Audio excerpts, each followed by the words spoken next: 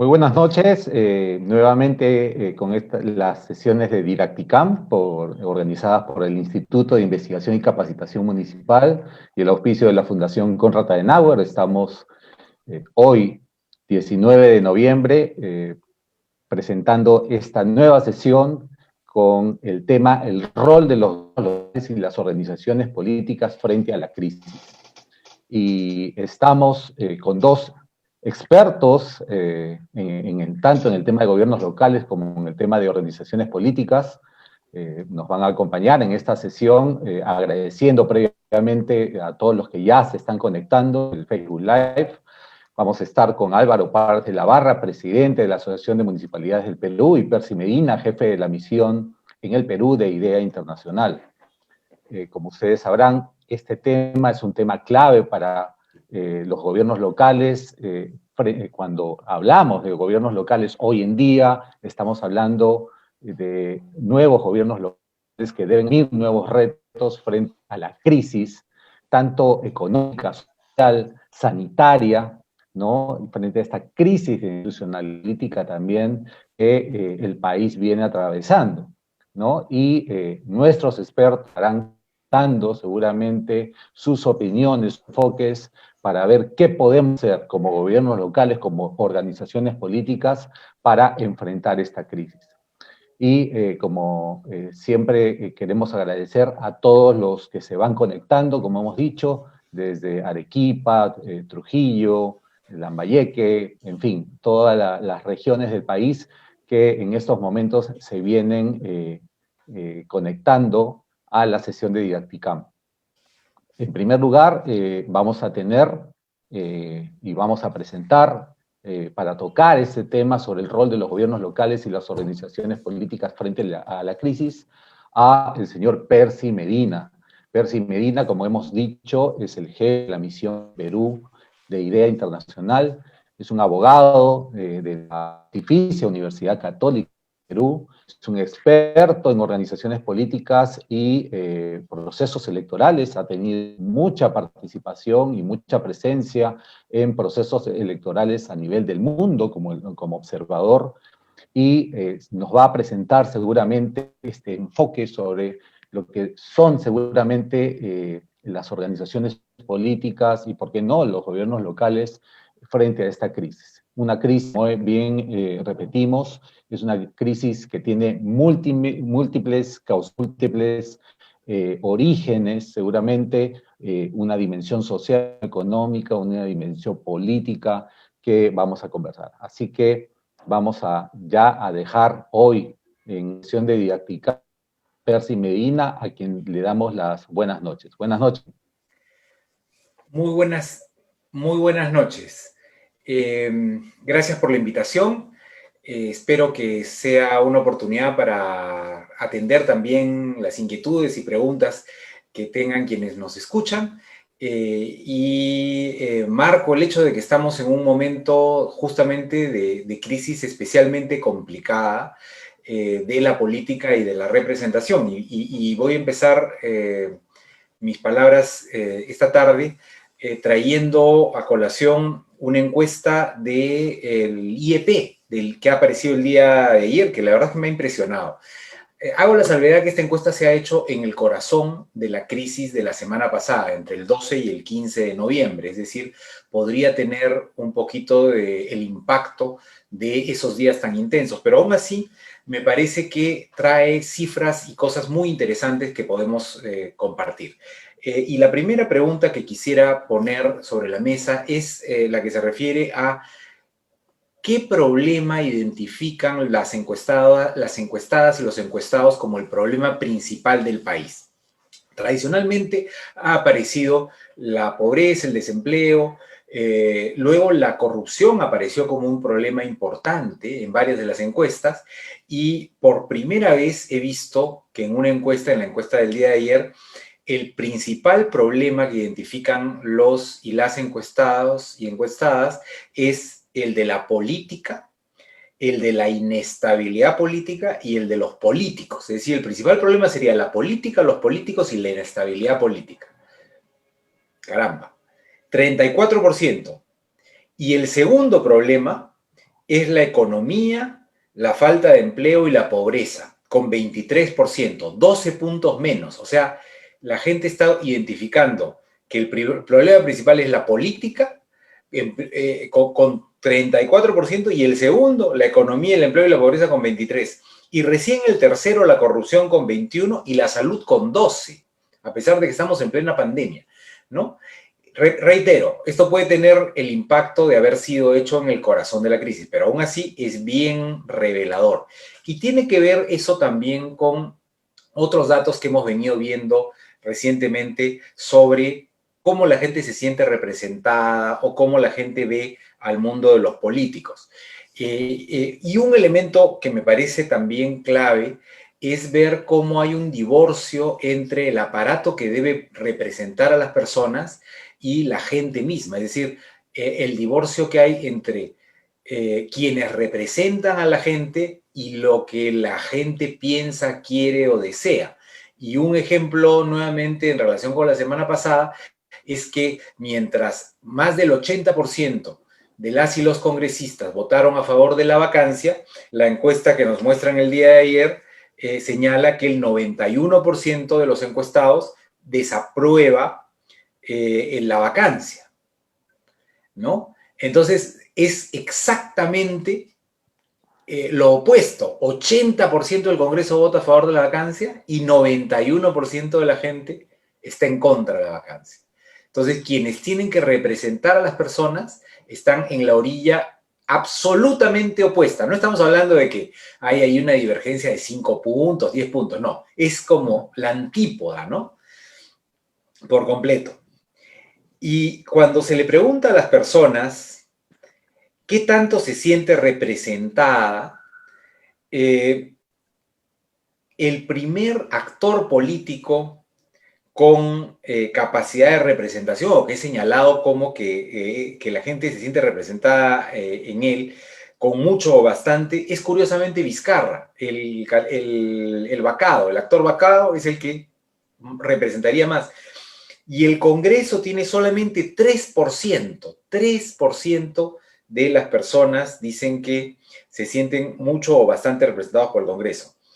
Y cuando se le pregunta a la gente qué partidos los representan, el 65% dicen que ninguno o no sabe, no responde, ¿no? O sea, más de la mitad no se sienten representados por nadie. Y el primer partido que aparece representando son los morados con 7%, es decir, el partido que más representaría no llega a 10%. Y debajo del morado están Acción Popular con 5, Fuerza Popular con 4, FEREPAP con 4, APRA con 2, APP con 1, Podemos con 1, etcétera, etcétera. Entonces, estamos hablando ahí de la graficación más evidente de la crisis de representación que el Perú la vive hace mucho tiempo. El aparato de representación que está fundamentalmente constituido por el Congreso y por los partidos está en una seria crisis, ¿no? Entonces, cuando el tema central de nuestra pregunta de hoy es ¿qué deben hacer los partidos, las organizaciones políticas frente a la crisis?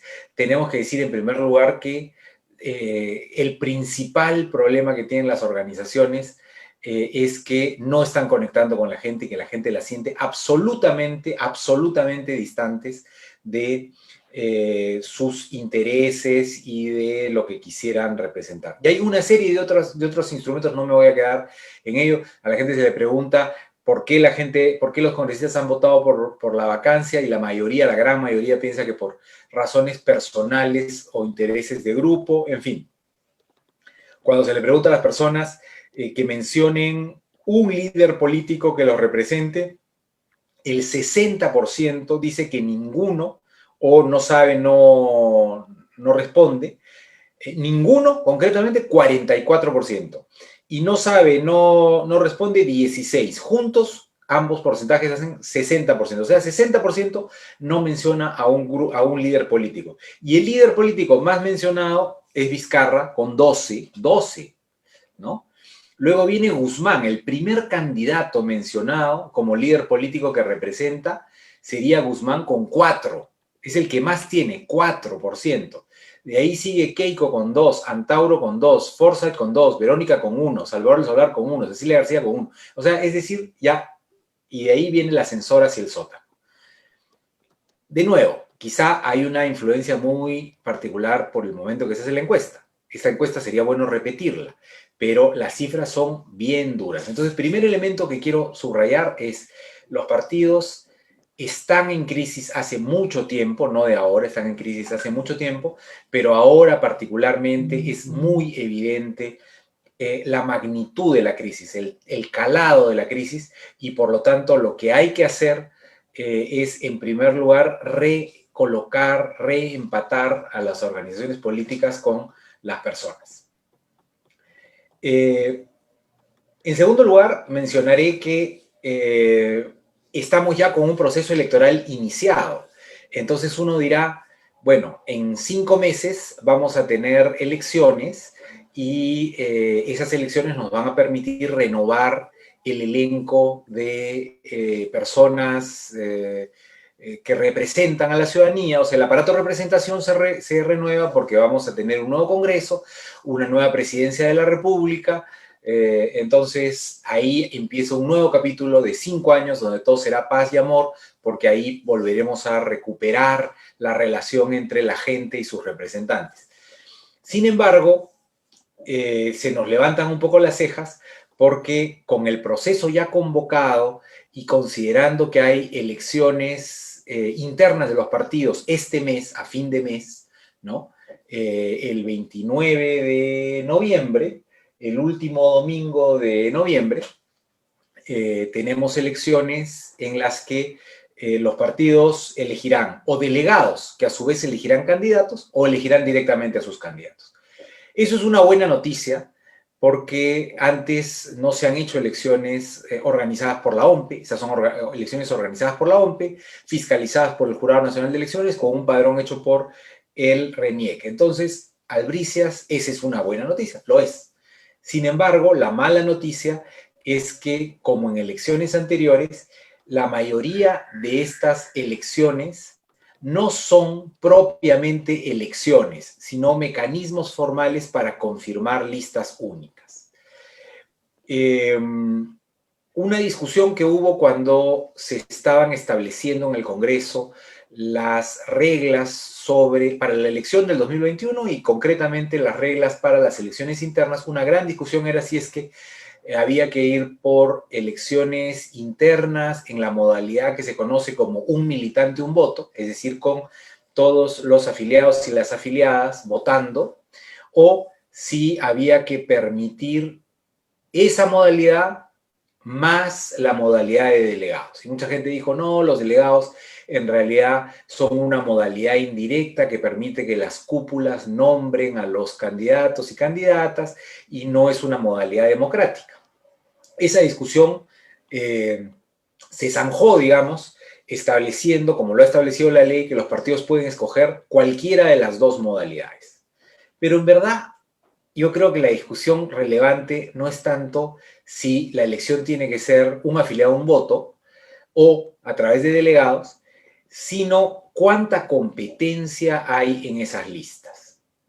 Y lamentablemente lo que vemos es que de todas las listas que se han presentado, dicho sea paso, ya se cerró el plazo para presentar listas, o sea, ya sabemos cómo va a ser el panorama. De todas las listas que se están presentando, en 7 casos los partidos van por elecciones a través de afiliados y en 16 casos a través de delegados.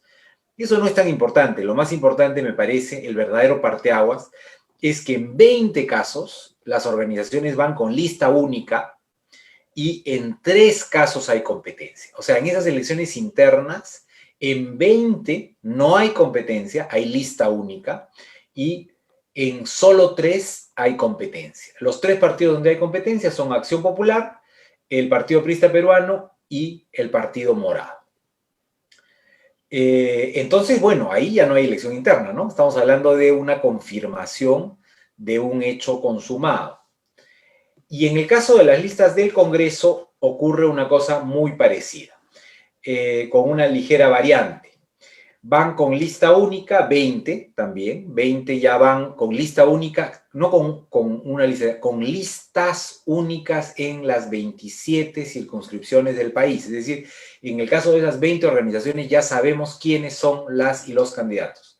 No hay elección. Van con listas nominales, o sea, para elección individual en 2 organizaciones, Acción Popular y el Partido Aprista. En ambos casos hay un número de designados directamente que se restan al conjunto de candidaturas para la elección. Perdón, me estoy diciendo mal, no, me corrijo. En Acción Popular no hay designados. En Acción Popular eligen directamente todos los puestos y en el caso del Partido Aprista hay 10 designados. En el caso de las 20 listas únicas, en muchos de los casos, en la mayoría de los casos, se están acogiendo al máximo posible que permite la ley designar, que son 32. Entonces, en estas organizaciones que he mencionado, básicamente, me falta mencionar un caso más que es el de los morados, que es una tercera modalidad, que van a elegir por listas cerradas. O sea, hay votación, hay competencia, pero de listas cerradas. Con la particularidad que en 15 circunscripciones no hay competencia y en 13 circunscripciones sí hay competencia. Es decir, son elecciones, diría yo, parcialmente competitivas. Entonces, en síntesis, en 20 organizaciones no hay competencia y listas únicas, en 2 organizaciones sí hay competencia con elección nominal y en una organización, el Partido Morado, en algunas circunscripciones hay competencia y en otras, más o menos en la mitad, no hay competencia. Sí hay competencia en 13 y no hay competencia en 15. Muy bien. Dicho esto, entonces, digo también que ya está ahí la cosa decidida, no hay mucha democracia interna que desarrollar, ya sabemos quiénes son las y los candidatos y por lo tanto también ya sabemos menos por dónde viene la mano, digamos, ¿no? Y me temo que viene no por el lado de recoger toda la dinámica que hemos visto en la última semana de movilización de jóvenes, de colectivos, etcétera, sino más bien viene con las y los políticos que ya conocíamos, ¿no? Que de alguna manera son representantes pues, de un sector que no ha sido muy conectado, diría yo, con la opinión pública en muchos lugares. Esto tiene excepciones en todos los casos. No hay que generalizar porque las excepciones están siempre en determinados lugares, en determinados partidos, en determinadas personas, etc. Pero en general, si uno mira el cuadro general, hay una distancia entre las organizaciones políticas y la gente que se expresa en las encuestas que mencioné al principio, que se expresa en este tratamiento, digamos, poco competitivo que hay en las elecciones internas que he mencionado en segundo lugar y que contrasta con la distancia que sienten una ciudadanía muy movilizada, ¿no? Porque es la ciudadanía que hemos visto últimamente con marchas, con opinión, con pronunciamientos, etcétera. Es una ciudadanía bastante movilizada. Alguien que trabaja en el Congreso, cercano a una congresista, me decía en los últimos días que los congresistas se habían sorprendido porque pensaban que la vacancia no iba a generar ninguna reacción y que quizá iba a haber un par de críticas de un par de opinólogos, algunos periodistas, pero que en 2 o 3 días y después de 2 o 3 pronunciamientos en Twitter, eso iba a regresar a la calma e íbamos a volver a lo que se conoce como business as usual, ¿no? Y que estaban muy sorprendidos de que se había armado la pampa, esas son frases de la persona que me lo comentaba, ¿no? Y no se entendía cómo, ¿no? Porque además no era un movimiento de 400 personas movilizadas en Lima, ¿no? Era un movimiento muy masivo en Lima y en muchas ciudades, ¿no? O sea, ha habido movilizaciones no solamente en capitales, departamentos, sino en ciudades, capitales de provincia y en muchos lugares, en Lima incluso, la movilización ha estado descentralizada, no ha estado solamente en el centro de Lima, ha estado en los distritos, en fin.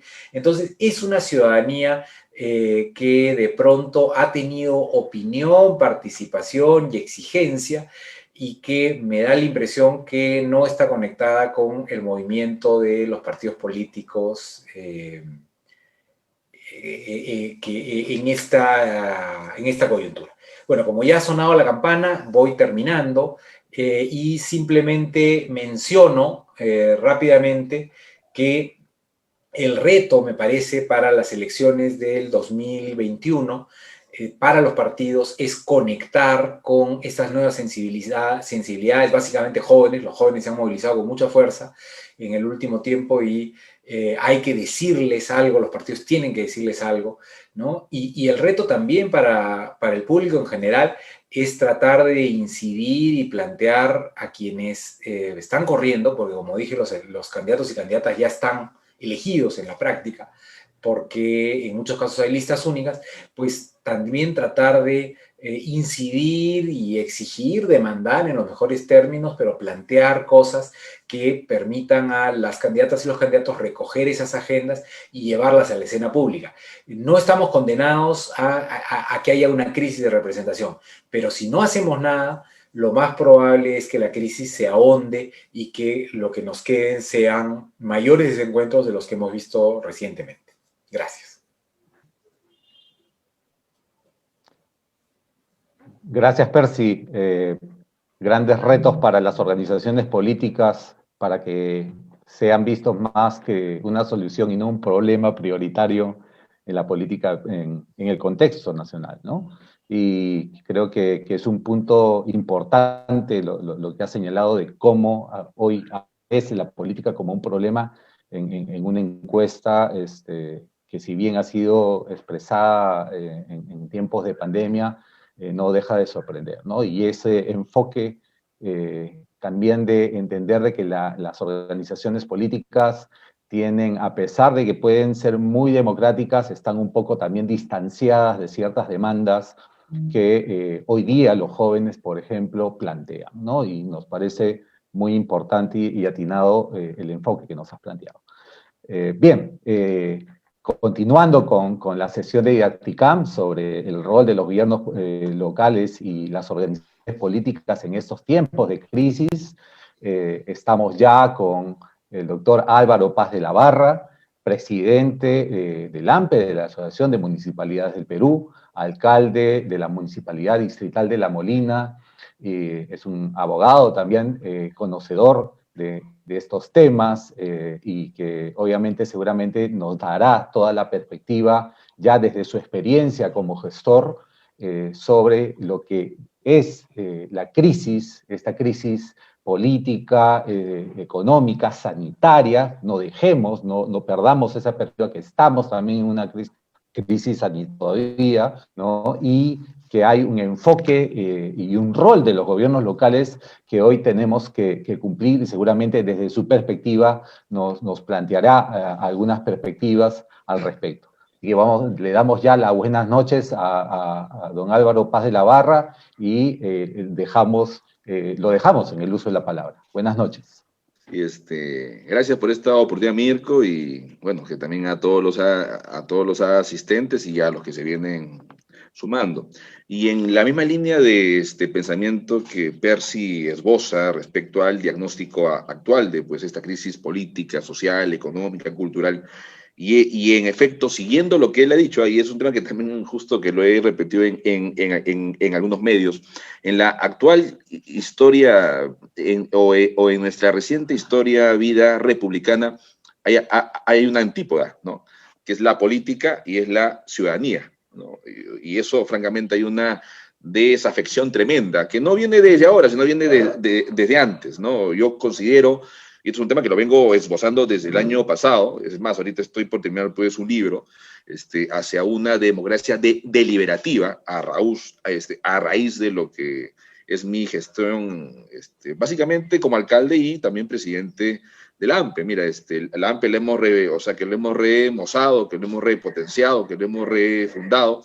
Eran 181 agremiados, ahora somos 1.342 agremiados fidelizados de los 1.874 municipios que hay. Los demás tal vez no, porque bueno, están en zonas rurales y etcétera. Pero sí, o sea, nosotros consideramos que hay un gran desafío histórico, ¿no? En el sentido de que este gobierno de transición tiene que ser básicamente un gobierno de construcción de bases sólidas, ¿no? Más no de reformas, ¿eh? O sea, es un tema imposible. Los gobiernos locales, básicamente, venimos de un proceso de descentralización desde el año 2002, para mí fallido, ¿no? Porque no ha habido una descentralización con otro componente importantísimo, que es la desconcentración de los poderes. Tenemos gobiernos locales, tenemos gobiernos regionales, que se contraponen con competencias, funciones, no hay transferencia de aptitudes, no hay transferencia de conocimientos, no hay del todo una autonomía tributaria, y hay un punto pues acá en unos minutos que voy a tratar.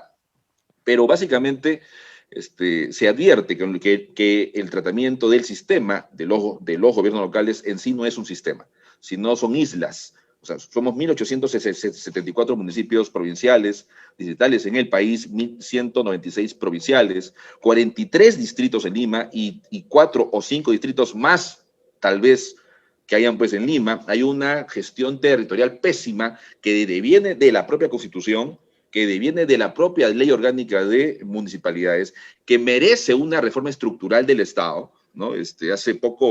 Hace unos días estaba escuchando a un candidato cuando habla sobre vamos a reestructurar el Estado, ¿no? Y que le preguntan, pero a ver, ¿cuáles más o menos son las ideas de fuerza? Y que francamente que no sabía, ¿no? Y eso es inaudito para un candidato presidencial, ¿no? O sea, reestructurar el Estado para los gobiernos locales implica algo sumamente importantísimo y potente, de abajo hacia arriba, lo que ha sucedido justamente ahora. O sea, esta fuente de inspiración, de querer y poder indignarse colectivamente y empujar a que la clase política justamente se mimetice con las necesidades propias de una población, ¿no? En donde ha habido un Estado ausente. Pero yo quiero tocar puntos en específico, estimado Mirko, ¿no? Yo soy un AMPE que básicamente no extiendo la mano para que me den recursos. Nosotros somos una AMPE propositiva, ¿no? Y es en ese escenario, y es en orden, y es en ese orden de pues, ideas, de que podemos tener reformas a corto, mediano y largo plazo, ¿no? Desde una manera prospectiva, entendiendo las necesidades, entendiendo que los gobiernos locales somos el catalizador, somos el termómetro, razón por la cual desde el año pasado, y más aún en plena pandemia, ¿no? Hemos solicitado sendas veces, o sea, en sendas oportunidades, que se nos tome en cuenta para la toma de decisiones, ¿no? Esta pandemia hizo, ¿no? Y esto que yo le tengo respeto al presidente Vizcarra porque hemos tenido una comunicación muy fluida, pero que lamentablemente lo que sucedió, y una vez se lo dije, bueno, 2 veces, en una sesión virtual y ya pues en pandemia, y en ese tiempo estaba Vicente Ceballos, dije que yo lo que advierto es que inconscientemente se ha producido una concentración del poder. Y esto tal vez es entendible, porque hay cierto temor de trasladar responsabilidades o hacer que las propias responsabilidades de la cual emerge los gobiernos locales, que es su marco, que es la Ley Orgánica de Municipalidades, puedan cristalizarse y puedan ejecutarse. En la pandemia, en plena pandemia, únicamente hemos sido ejecutores de una política nacional, de una política abstracta. ¿Qué cosa fue lo que planteamos nosotros? Fines de febrero. Y básicamente esto lo dije en RPP. Nosotros como AMPE hemos instalado todo un observatorio ciudadano, tenemos un centro de planeamiento estratégico, ¿no? Y ahí advertíamos de que teníamos que protegernos, pero desde una manera inteligente. ¿Qué cosa planteé yo en RP, que también se lo planteé al mismo presidente? fue lo siguiente. Tenemos una entidad migraciones altamente potente en el tema digital. Hoy estamos en el mundo digital, ¿no? Y que para efecto de poder generar cercos epidemiológicos, mire, en ese tiempo que yo ya venía pues hablando sobre cercos epidemiológicos porque estamos trabajando con el Colegio Médico también, ¿no? Era justamente esto, hacer que los pasajeros que venían de estos países en donde ya se encontraba la pandemia, ¿no? Justamente que haya esta trazabilidad con los 1.874 municipios del país. ¿A efecto de qué? De generar una identificación, una detección y un tratamiento temprano, ¿no? Esto no produjo un eco a nivel de una política de Estado, ¿no?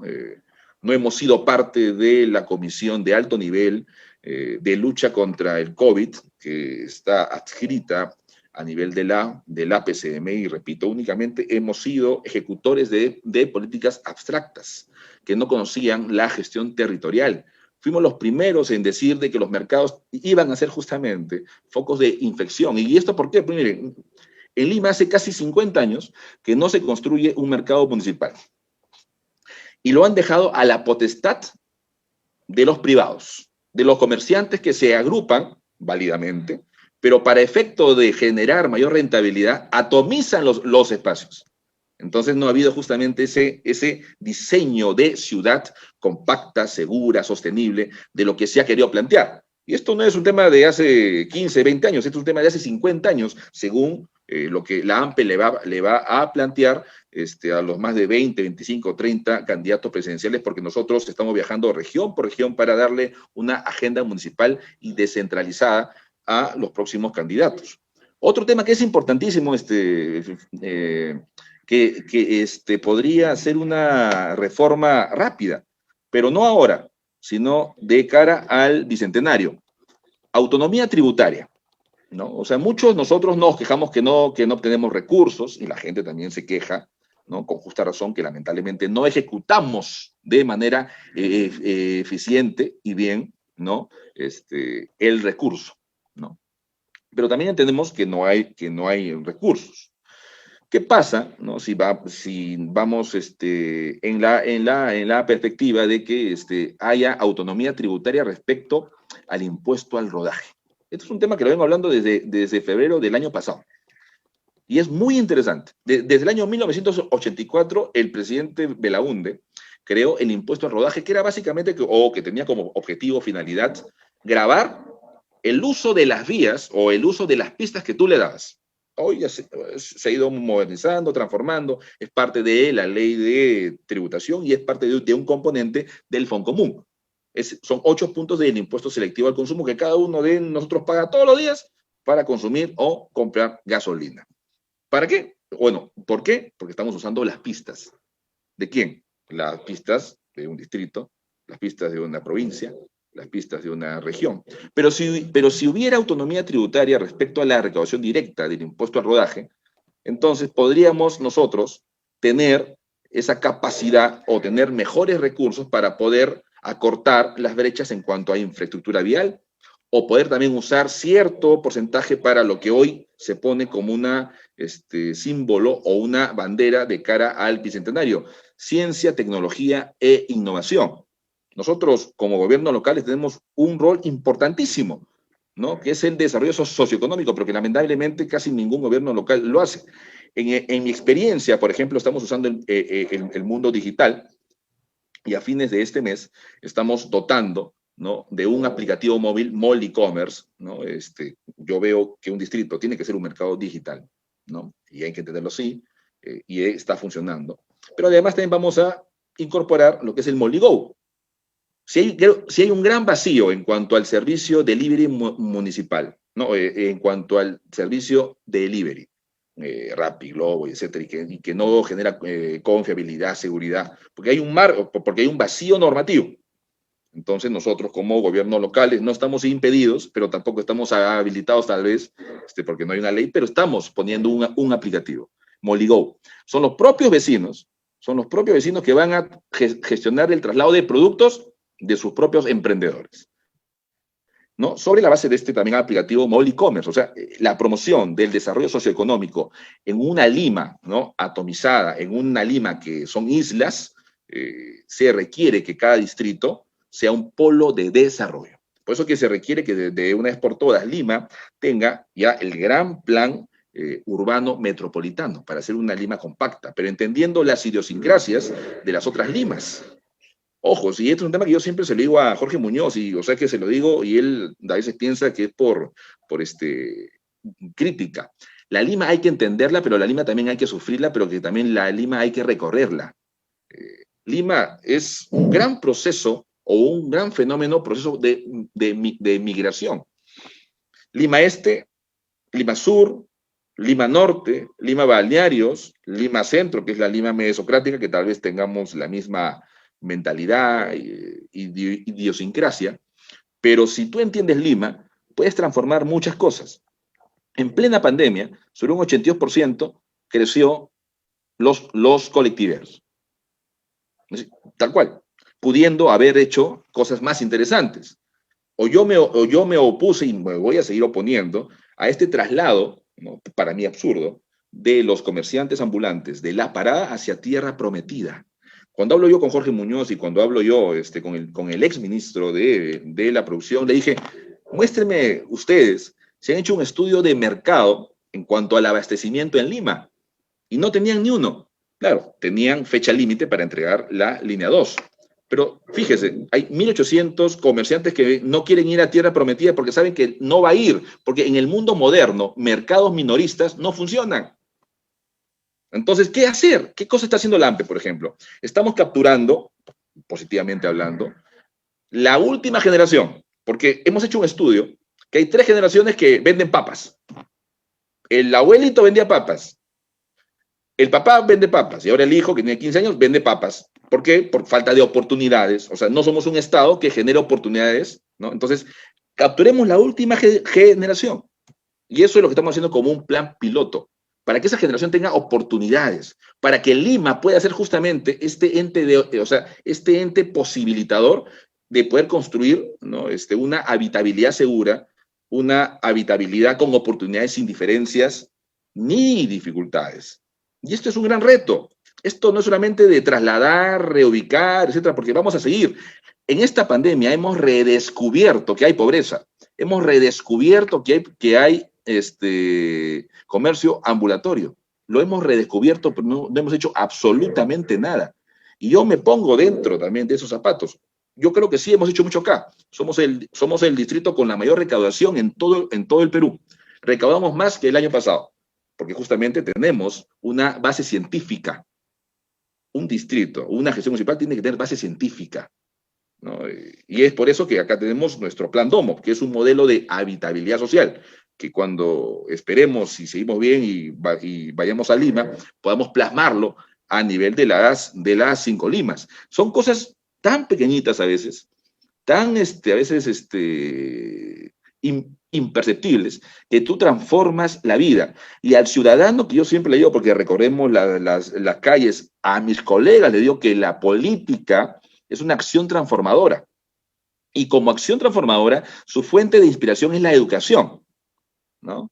Y si nosotros dejamos de ser únicamente meros administradores de los recursos, para efectos de la limpieza, seguridad, etcétera, y nos convertimos también en una escuela de ciudadanía como municipios, podemos nosotros, creo, llegar a un bicentenario de acá a 10, 15, 20 años con una ciudadanía mucho más ordenada, con una ciudadanía mucho más consciente.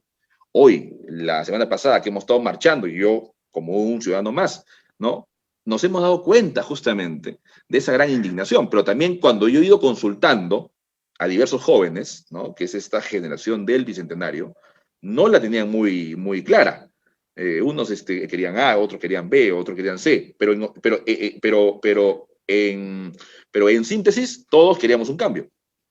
Pero este cambio no es ahora. Por eso que es la gran labor de la política, no solamente de generar confianza, porque esa es una frase ya trillada. Vamos a generar esperanza, fe y confianza. ¿Pero cómo? Con acciones, con políticas diferenciadas, como muy bien lo dijo Sagasti. muy bien lo dijo, o sea, con él hemos tenido y hemos compartido mucha dialéctica en el foro del Acuerdo Nacional, en donde he tenido esa oportunidad de poder estar con grandes personas, intercambiar bastantes ideas como Max Hernández, como Sagasti, como Iñiguez, o sea, francamente que me he enriquecido, pero yo soy muy frontal en mis ideas, o sea, vengo estudiando y yo me formo como político desde los 12 años. Pero que ya en la cancha he entendido y comprendido que hay muchas cosas por hacer, pero que son cosas tan chiquitas que tú vas uniendo y vas generando un tejido social muy, muy, muy interesante. Y quiero terminar con un tema, ¿no? Que es el tema justamente de mi libro, hacia una democracia deliberativa. La democracia representativa, lamentablemente, en el Perú no ha funcionado. Desde los alcaldes, se hace lo que el alcalde piensa, se hace lo que el alcalde soñó, se hace lo que el alcalde le da la gana, ¿no? Igual a los ministros, igual a estos congresistas que generan populismo puro y duro, ¿no? Trasnochados, y iconoclastas que únicamente pues actúan por impulsos del momento. Igual, es que, o sea, hacia esa transición, hacia una democracia deliberativa, que es justamente esta, que antes de poder emanar decisiones legales o a cualquier tipo de decisión o producto legal, tiene que emerger de un proceso deliberativo previo entre todos los actores sociales. ¿Por qué yo he tenido tantas discusiones con Jorge Muñoz? Que yo lo aprecio, yo quiero que haga una muy, muy, muy buena Lima, porque lamentablemente no usaba a sus alcaldes, no usaba a los actores sociales y únicamente decidía. Pero si tú decides y quieres que ese producto sea legitimado, tiene que emerger justamente de un proceso deliberativo previo, en donde haya debate, reflexión, consenso, ¿no? Y eso es lo que queremos. Leyes o productos legales o decisiones consensuadas, conciliadas, ¿no? Entre los actores sociales. Algunos me dicen, sí, pero esto se hace más lento, se hace más, tal vez, burocrático. No, no, cuando hay voluntad política, podemos crear los espacios, más aún ahora usamos la laptop, usamos nuestros celulares a cada rato, ¿no? O sea que estas herramientas tecnológicas han generado y han despertado el poder ciudadano. Entonces, el poder ciudadano hay que trasladarlo y hacerlo parte de una decisión. Y nosotros lo canalizamos. O sea, el político es aquel posibilitador, ¿no? De las necesidades que están ahí. Pero cuando el político no entiende eso, cuando no hay, o sea, cuando seguimos con esta casta, y así digo, casta política, no vamos a entender de que el Perú se tiene que transformar. Bajo otra ideología, tal vez dicen vamos a refundar, otros dicen vamos a cambiar las cosas, o sea, dependiendo, ¿no? O sea, dependiendo, ideología que haya. Ahora lo que se quiere son consensos, ¿no? Y es en ese escenario que ojalá que la próxima semana pueda tener una conversación como la que ya he solicitado con el presidente Sagasti y también con la primer ministro Bermúdez, ¿no? Que francamente me parece fabuloso que sea una mujer la que esté liderando esto, más aún que es una defensora férrea de los derechos humanos, entiende el tema de la descentralización, es mujer, tiene mayor sensibilidad social, pues humana, y creo que va a poder entender nuestras propuestas. Nosotros no pedimos, nosotros proponemos, ¿no? Y es justamente eso lo que estamos cambiando en los jóvenes alcaldes, que hay un montón en todo el Perú. Y terminando, sí, pues, y nuevamente repitiendo lo que dijo Percy, ¿no? Acá hay una antípoda entre la política y la ciudadanía. Entonces, es el momento, ¿no? De que la clase política saliente, la clase política entrante y los nuevos expectantes que tal vez quieran hacer política, ¿no? Nos pongamos de acuerdo en puntos, que tal vez puedan haber puntos de diferencia por distintas ideologías, pero hay más coincidencias que podemos llegar a zonas de convergencias para generar espacios de gobernabilidad, espacios de consensos y generar y provocar positivamente una nueva y buena gobernanza, que es lo que quiere pues todo el peruano. ¿no? Que se mimeticen realmente con las necesidades. Así vamos a poder lograr. Veremos, pues, que si hay otra, veremos tal vez si se produce otra constitución o no, veremos si es que reformamos ciertos capítulos.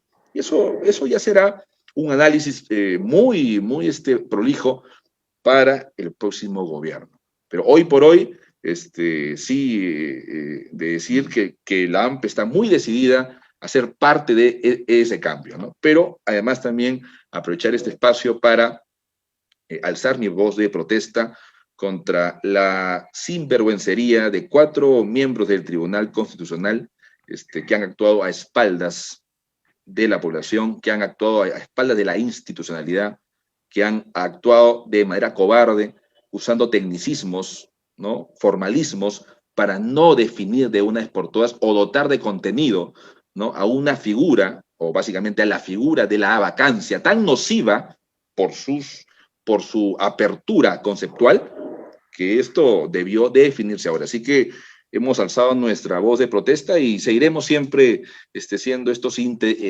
el interlocutor válido para que haya una real transformación en el Perú. Gracias, Mirko, y gracias a todos los asistentes y también gracias, Percy. Bueno, muchísimas gracias a ambos expositores. Gracias. Han sido interesantes aprendizajes, experiencias y reflexiones que han dejado cada uno en su participación.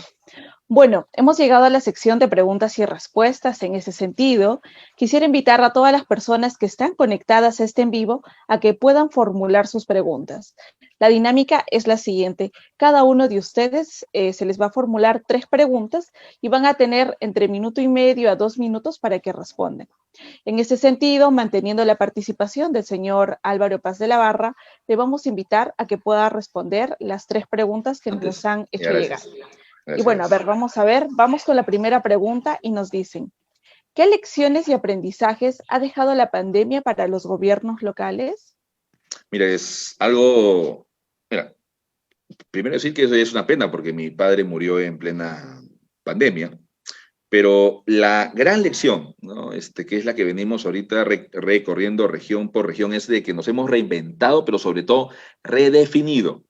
Eso es lo más importante. O sea, hemos entendido y comprendido y hemos logrado interiorizar, creo que la gran mayoría de alcaldes, que nuestro trabajo va más allá de 4 años, que hay que ser planificadores, estrategas, prospectivos, tener base científica, técnica, datos, para poder generar estrategias, para justamente poder mitigar cualquier enfrentamiento o cualquier problema que haya, más allá de lo de la pandemia. Por eso que estamos trabajando una agenda muy interesante que se lo vamos a presentar a cada uno de los precandidatos, bueno, y posibles candidatos presidenciales, ¿no? Nos hemos reinventado, pero nos hemos redefinido, entendiendo que tenemos que ser polos de desarrollo. Perfecto. Ok, a ver, ahora nos vamos a la segunda pregunta y nos dicen acerca de estos instrumentos, ¿no? Sabemos de que estos son empleados por los gobiernos regionales y nos dicen, ¿qué estrategias e instrumentos de gestión local ha tenido impacto positivo frente al COVID? Mira, te lo digo a título personal, o sea, como alcalde de La Molina, nosotros fuimos los primeros y somos los únicos. Yo también soy presidente de la Federación de Municipalidades también a nivel latinoamericano. El tema digital. Fuimos los primeros en tener pues un aplicativo para poder acá justamente en el aplicativo tener los primeros casos COVID, ¿no? Y darles justamente esta suerte de aislamiento digno, acompañarlos, porque no era que salgan los pacientes COVID y su familia, o sea, no es que se aíslen ellos y sus familias salgan, no. Hemos logrado casi en un 63% que nuestros vecinos, que ahora únicamente tenemos 18 casos, ¿no?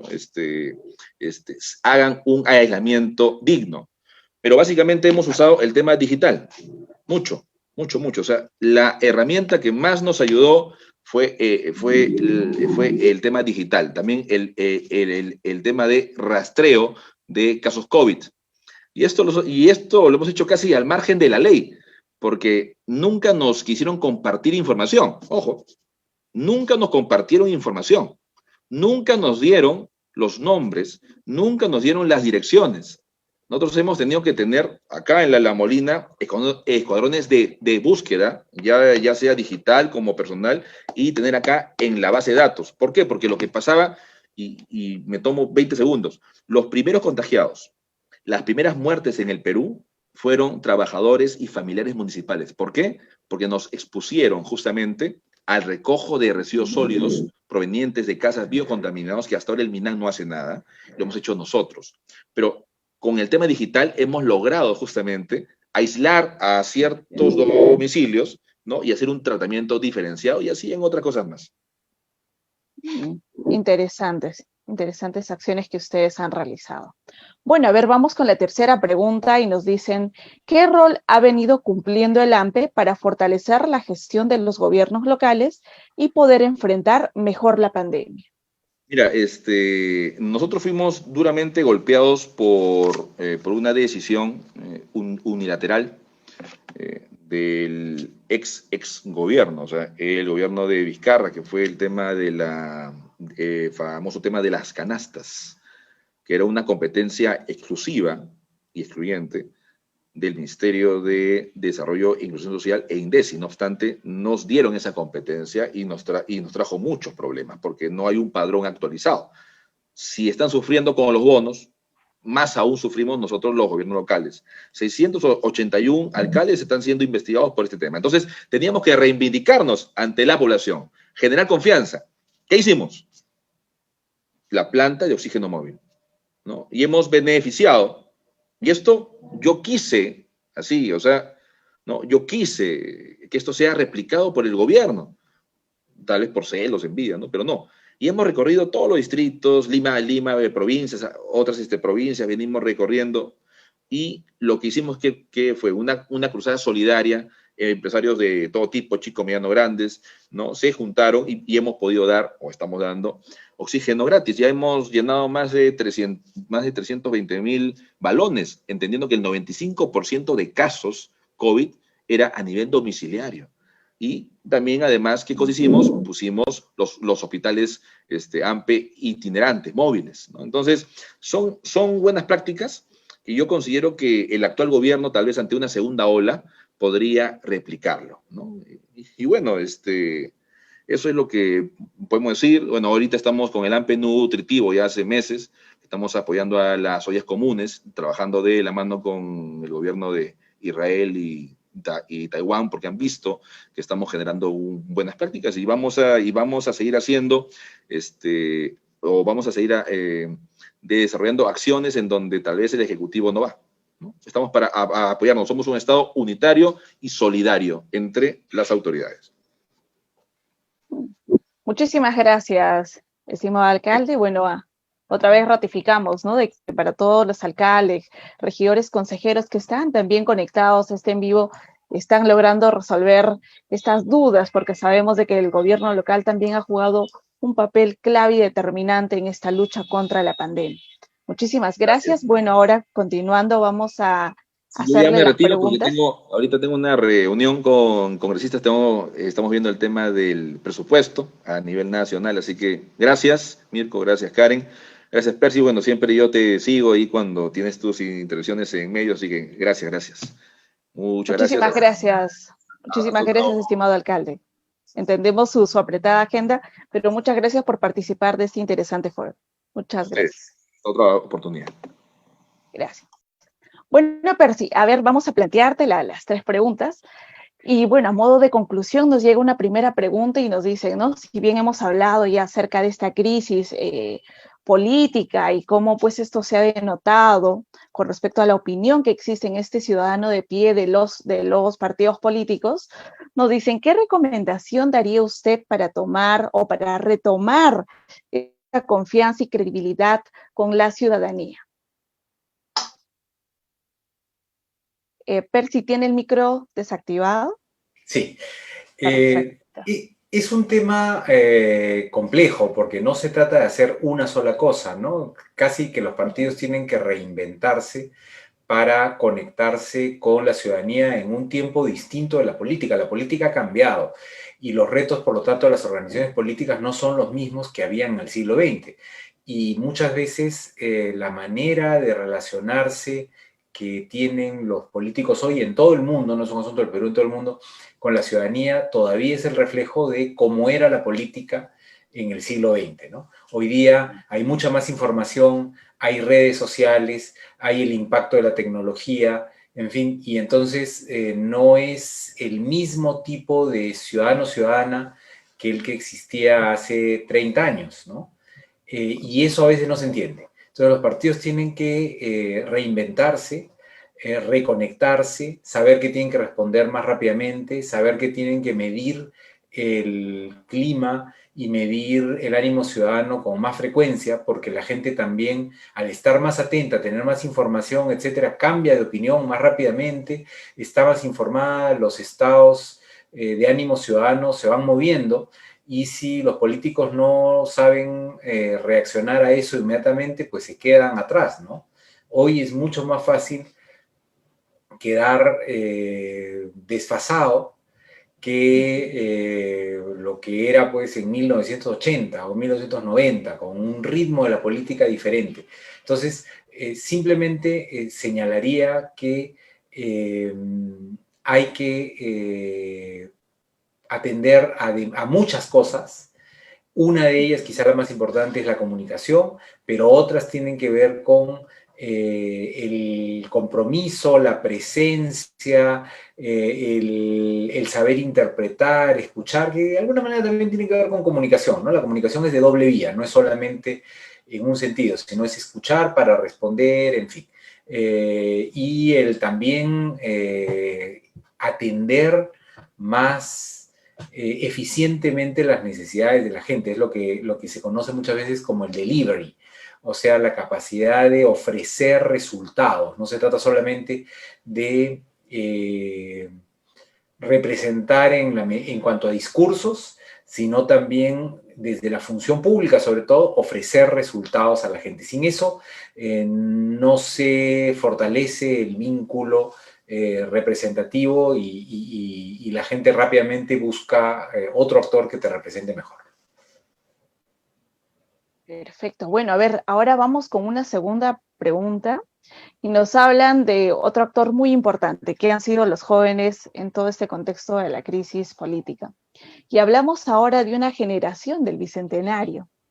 Entonces, en base, obviamente, a este grupo consolidado, porque si hablamos de jóvenes, son más de 8 millones que existen en todo el país, ¿qué deberían hacer los partidos políticos para atraer a esta generación del Bicentenario? Bueno, para empezar, el incluirlos en su propia dinámica, ¿no? No se trata de que las generaciones de mayores representen a los jóvenes también, porque no hay ninguna razón para que los únicos representantes de los jóvenes sean jóvenes, pero si no hay también jóvenes al interior de los partidos, entonces no hay mecanismos adecuados ni siquiera para recoger las demandas y los intereses. Uno de los datos que ocurre con los partidos en todo el mundo es que el promedio de edad está aumentando, es decir, cada vez hay menos jóvenes, cada vez también los afiliados y afiliadas son mayores, ¿no? Van envejeciendo. Y si es que eso es así, se profundiza el divorcio, se profundiza la distancia entre el aparato político que busca representar y la gente que quiere y tiene que ser representada. Entonces, involucrar, incorporar, abrir espacio, y para eso se necesita también cambiar algunos mecanismos de funcionamiento de los partidos. Si los partidos son verticales, son excluyentes, son cupulares, no te preocupes, dejémoslo ahí normal. Es muy difícil que los jóvenes quieran incorporarse a ese tipo de dinámicas, porque parten de lógicas diferentes, donde prima la horizontalidad, donde prima también el que cada quien tiene una voz, el respeto, etcétera, ¿no? Es muy importante que los partidos, si quieren establecer un diálogo e incorporar a juventudes, hagan el esfuerzo por cambiar internamente y por ofrecer un espacio más amable, más acogedor, aunque los términos parezcan poco políticos, quieren expresar el hecho de que tienen que convertirse en un espacio en el que los jóvenes se sientan Chao. escuchados, atendidos, valorados, Ujú. incorporados, reconocidos, etcétera, ¿no? A eso me refiero con que sean espacios más acogedores. Los partidos son muy... tienden a expulsar más que a incluir a los jóvenes en particular, ¿no? Eso es cierto. Así que ya tenemos interesantes recomendaciones para las organizaciones políticas. Bueno, Percy, ahora quiero comentarte acerca de esta clase política y del perfil, ¿no? Y nos vamos a entrar un poco más al tema de habilidades y competencias que debería incorporar hoy el perfil del político, tomando en consideración otra vez toda esta crisis política. Por ahí, ¿qué habilidades y competencias debe incorporar el perfil del político de hoy o del bicentenario?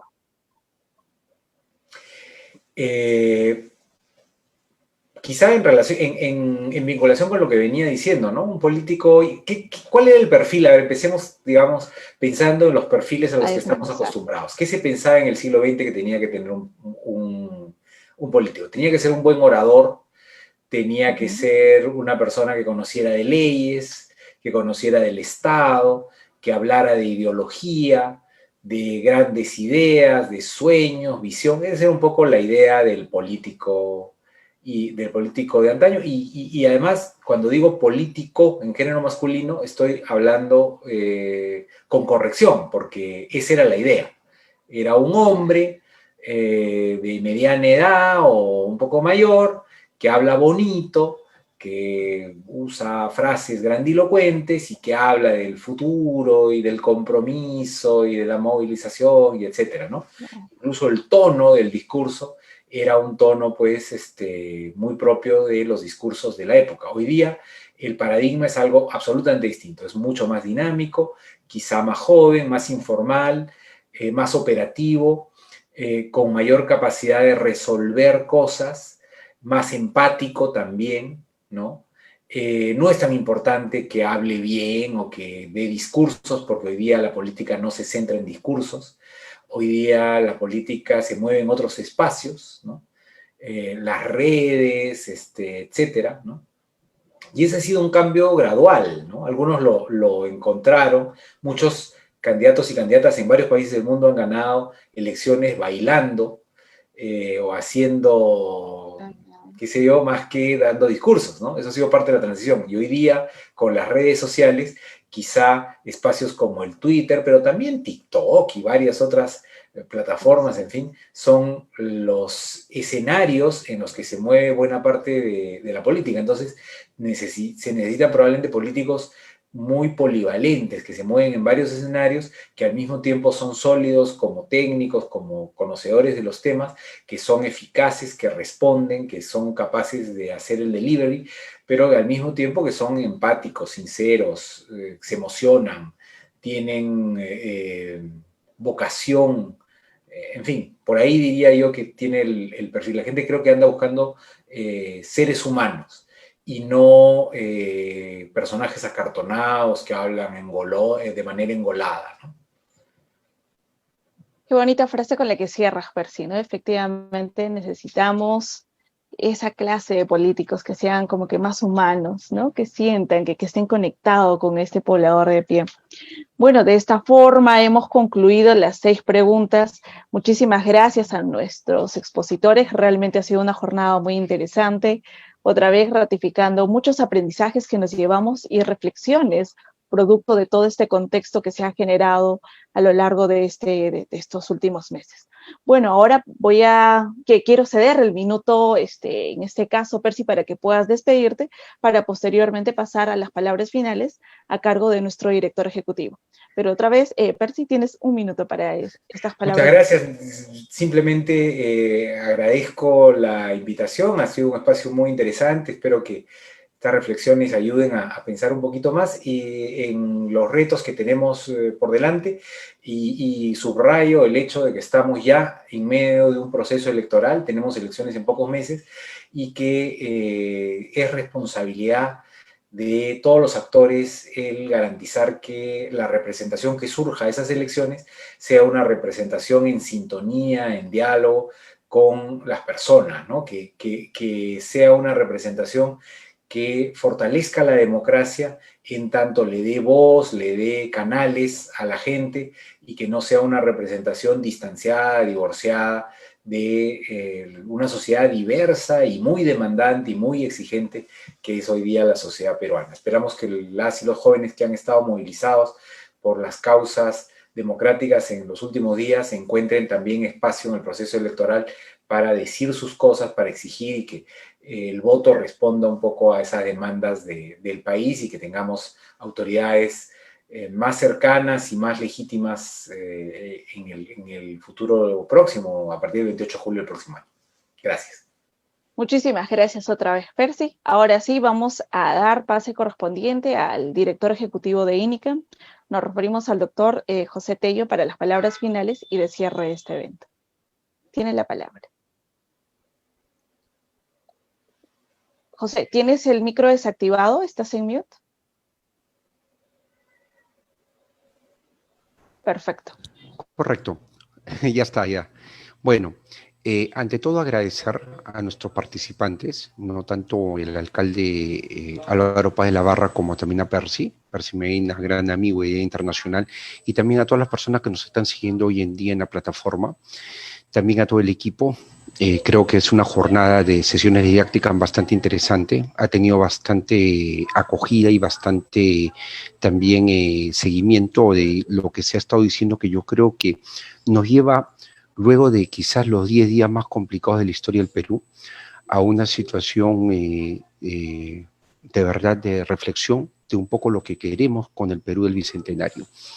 Hemos escuchado en la calle decir de los jóvenes del Bicentenario, la generación del Bicentenario, quizás llegar a puntos críticos pueden generar algo que es muy importante, y es el hecho que la efervescencia de la gente llega a un punto en el cual se gana la calle y efectivamente, o sea, lleguen a tomar conciencia de que ellos son los que tienen el poder, y se ha demostrado en lo que hemos podido ver, ¿no? O sea, los cambios de mando que hemos tenido en los últimos días, y la calle convulsionada, las cacerolas y todo ello. Pero hay una cuestión que es muy importante acá de tener en consideración, y es el hecho que los políticos hoy en día tienen que aprender a escuchar a este ciudadano que ya no está callado. Vienen elecciones para autoridades nacionales, pero el 2022 vienen para gobernadores y alcaldes. Son las subnacionales, las elecciones regionales y municipales. ¿Cómo vamos con el tema de la comunicación? ¿Cómo estamos con el tema de la credibilidad que tienen los ciudadanos hoy en día? El ciudadano en el Perú, después de lo que ha pasado, después de esta autodenominada generación de Bicentenario, creo que está tomando otro ribete. Y en realidad, justamente, esta sesión didáctica tiene una particularidad. Es una sesión didáctica que se realiza en un ambiente ya, entiéndase, de búsqueda de gobernabilidad para llegar a la transición del próximo año. De verdad, haber tenido a Álvaro y a Percy, Álvaro con las ideas que tiene bastante interesantes de reforma de las leyes de municipalidades, de gobiernos subnacionales, mejoras en la gestión gubernamental, su experiencia en la Victoria, en La Molina, en la época de pandemia, son cosas que, por ejemplo, nos llevan a entender de que una autoridad tiene que estar cercano a quien se debe, que es el ciudadano a pie. Como también Percy, una persona que recorre, bueno, ahora a través del Zoom, recorre el Perú y el mundo, pero también en un contacto permanente con todos estos ejes temáticos y interacción permanente y de primera fuente con los actores, que son los políticos, las autoridades que están en ejercicio del cargo.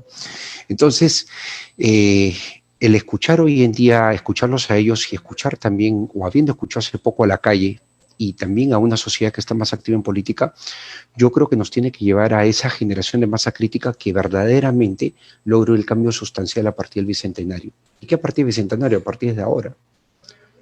Ojalá que el despertar nos lleve a tomar mejores decisiones en las urnas, pero también el pensar que somos nosotros, con nuestra participación y con todas las autoridades, quienes tenemos también la capacidad de darle un golpe al timón y cambiar el rumbo. Entonces, yo creo que ha sido una sesión didáctica muy provechosa, notable de verdad, Álvaro, bueno, saludo a la distancia, y Percy, muchísimas gracias. De verdad, es un placer poder dar por concluida la sesión didáctica del día de hoy. Y bueno, los esperamos, queridos amigos, el próximo jueves, que tenemos también una mesa internacional.